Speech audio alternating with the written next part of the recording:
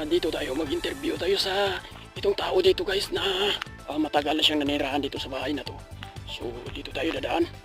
Dito tayo, pasok po kayo. Pasensya na kayo itong bahay ko, kasi itong bahay ko malapit nang masira. Halika kayo, tingnan natin doon sa loob. Sirang-sira na yung dito, ito yung kitchen. So dito tayo sa loob, dito. Yan. Dito. Yan. Ayan binigay sa akin yan ng sisikasuho. Yung tingnan niyo yung bubong mga butas-butas na yung ko dito, yung bubong ng aking bahay.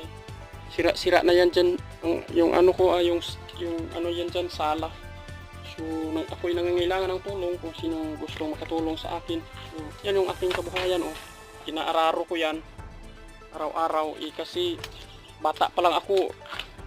Yan na yung tinatrabaho ko. Makita niyo yung reality. Ito yung bahay.